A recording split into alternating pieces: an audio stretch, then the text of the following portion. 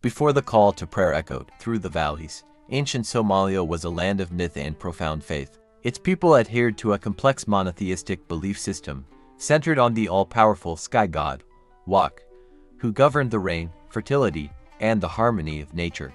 Religious temples, known as Talo, were the sacred centers for ceremonies led by Wadat priests. Here, they would honor the sacred trees, animals, and the very spirit of the land, seeking bounty and peace under the watchful eye of Wak. This was a time of deep connection to the cosmos, a spiritual heritage that laid the foundations for the culture to come. Long before borders or flags, the Somali people lived where Africa meets the rising sun, a land of nomads, poets, traders, and sailors.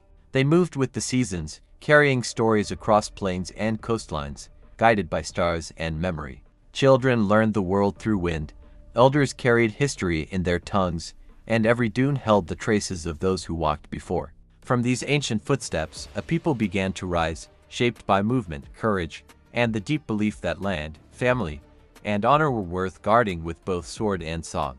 Islam reached the Somali coast early, carried not by armies but by sailors, scholars, and merchants. The call to prayer blended with the sound of waves in Mogadishu, Merka, Bara, and Zila.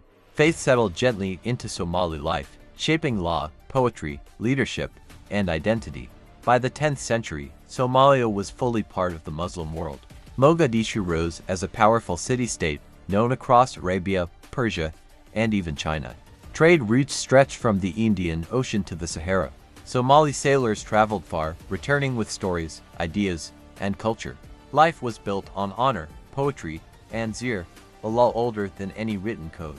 The Ajuran, Geledi, and Adil sultanates shaped politics and economy across the Horn.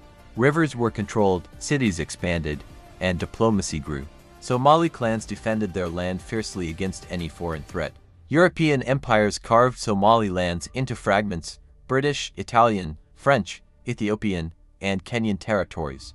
But resistance rose quickly. Syed Mohammed Abdul Hassan, the dervish leader, a warrior, poet, and scholar, fought for over 20 years. His poetry carried fire, his cavalry carried courage. Somalis remember him not just as a commander, but as a symbol of unity and defiance. After decades under colonial rule, Somalis demanded their future back.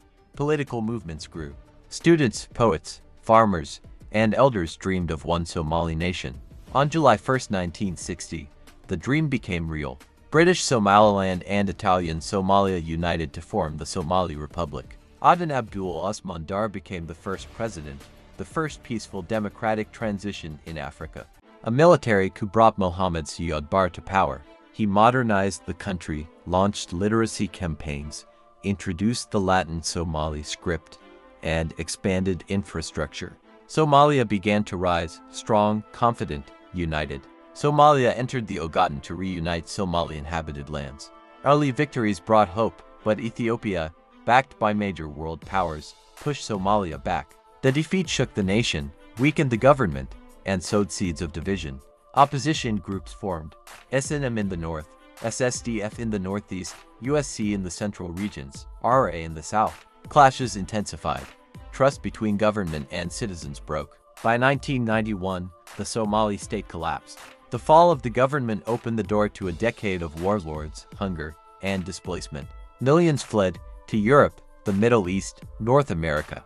A global Somali diaspora was born, carrying culture and resilience across the world. Mogadishu, once the pearl of the Indian Ocean, became the center of conflict. Transitional governments formed.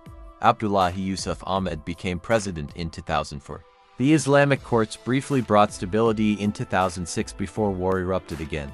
Ethiopia entered Somalia, followed by the African Union peacekeepers AMISOM. Slowly, painfully, the foundation of a new state was built. Somalia adopted a federal system: Puntland, Galmudug, Southwest, Hirshabelle, Jubaland, and Somaliland self-declared. Mogadishu began rebuilding: new airports, universities, markets, and a rising youth culture. Despite challenges, Somalis across the world continue to write new chapters of resilience, unity, and hope. The Somali spirit, forged in deserts, strengthened by faith, carried by poetry, and tested by history, remains unbreakable. This is the Somali story, ancient, wounded, beautiful, and undefeated. A story still being written by every Somali, everywhere.